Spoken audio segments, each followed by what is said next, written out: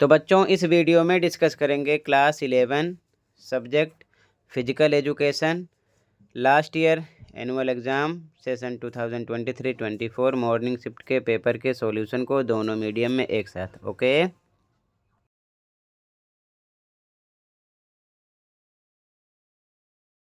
तो ध्यान से देख लो।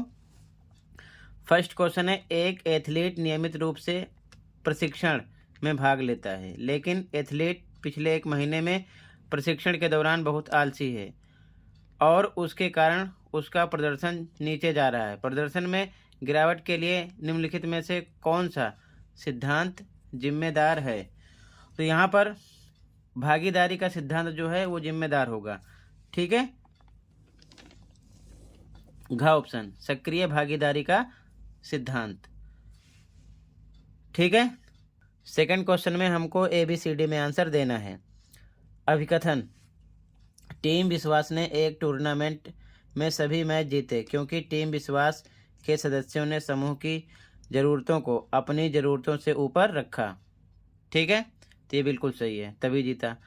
कारण, बेहतर टीम सामंजस्य वाली टीमों का जीत का उत्कृष्ट रिकॉर्ड होता है, ये भी सही है।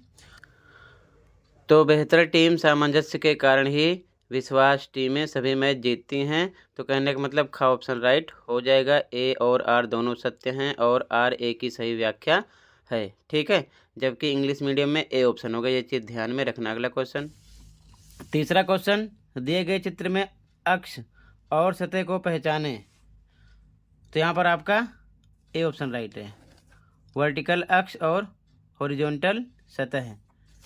इंग्लिश में सेम, फर्स्ट में डी है आपका, सेकंड में आपको ए लगाना है। यहाँ ए क्यों लगा रहे? क्योंकि यहाँ पर both A and R are true and R is the correct explanation of A. आपको ए लगाना है, लेकिन हिंदी मीडियम वाले ध्यान रखेंगे तो यहाँ पर वो बात सेकंड ऑप्शन पे है, ए और आर दोनों सत्य हैं, आर ए की व्याख्या है, ध्यान रखेंगे। हिंदी वाले बी लगाएंगे, इंग्लिश वाले ए। ठीक है, ये चीज़ ध्यान में रखेंगे। अगला क्वेश्चन नंबर थर्ड में आपका ए है। ठीक है, आगे थर्ड का अथवा वाला दृष्टिबाधित छात्रों के लिए है। घुटने के जोड़ का आकुंचन और विस्तारण किस अक्ष और सतह पर होता है? तो यहाँ पर आपका राइट आंसर है ए। ठीक है,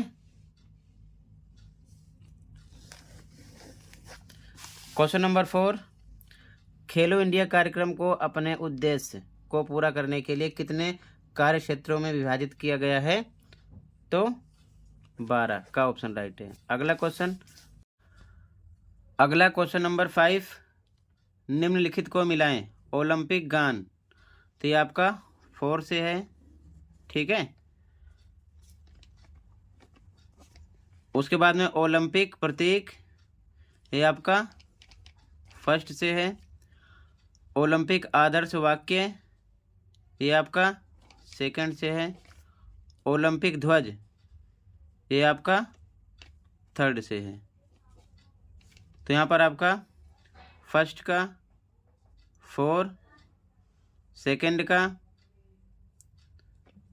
फर्स्ट, थर्ड का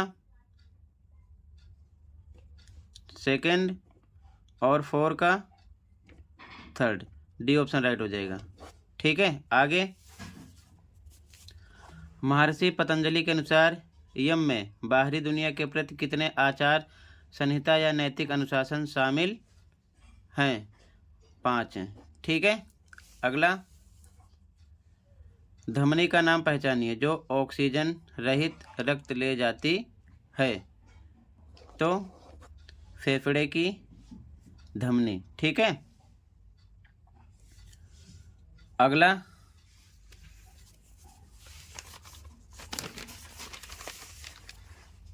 इंग्लिश मीडियम में भी सेम, थर्ड के अथवा में ए, फोर्थ में ए, फिफ्थ में डी, सिक्स में डी, 7 में बी। आगे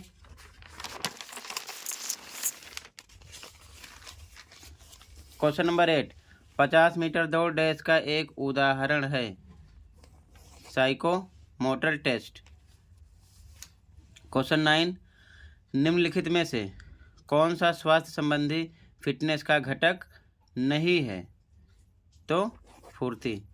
अगला, डैश में सामान्य मानसिक क्षमताओं जैसे कि तर्क सीखने, समस्या को सुलझाने और अनुकूल व्यवहार की हानि शामिल है, जिसमें रोजमर्रा के सामाजिक और व्यावसायिक कौशल शामिल हैं। तो यहाँ पर कौन सा ऑप्शन होगा? बौद्धिक विकलांगता, क्योंकि मानसिक क्षमताओं की बात कर रहा है। ठीक है, 10वें में ए हो जाएगा।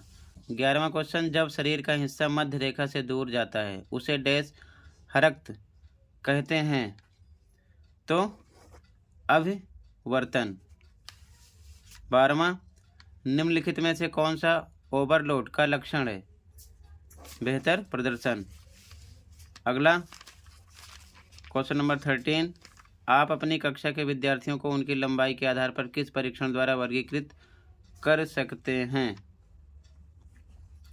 तो एंथ्रोपोमेट्रिक परीक्षण। क्वेश्चन नंबर 14, निम्नलिखित में से कौन सा अष्टांग योग का छठा तत्व है? तो आपने योग का तत्व पढ़ा होगा, याद किया होगा। तो छठे नंबर पर आपको कौन सा मिलेगा? सी, धारणा। ठीक है, इंग्लिश में भी सेम। क्वेश्चन नंबर 8 में भी 9 डी, 10 में ए,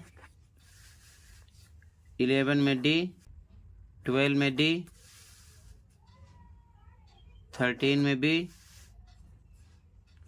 14 में सी। ठीक है, आगे क्वेश्चन नंबर 15, डैश एक व्यक्ति की शरीर की दिशा को तेजी से और सटीक रूप से बदलने की क्षमता है, उसे क्या कहते हैं? फुर्ती।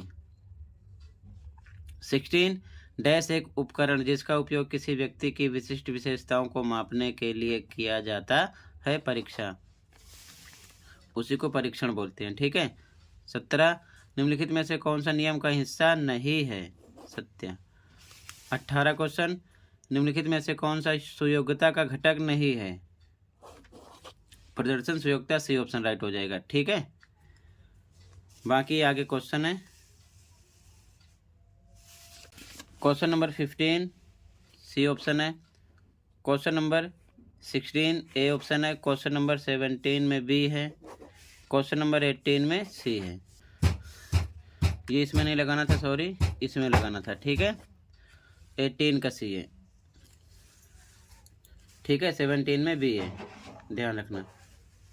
तो आगे अब क्वेश्चन को देखते चलो।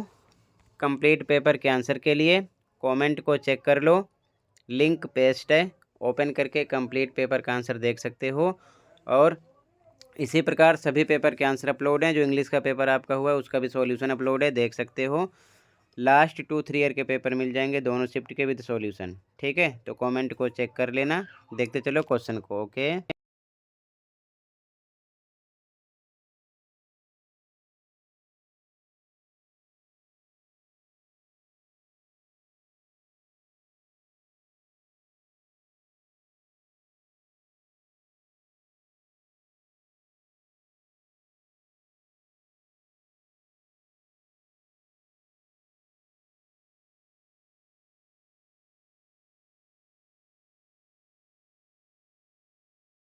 तो टोटल बच्चों इतना ही था, कंप्लीट हुआ। मिलते हैं अगली वीडियो में। Thank you for watching.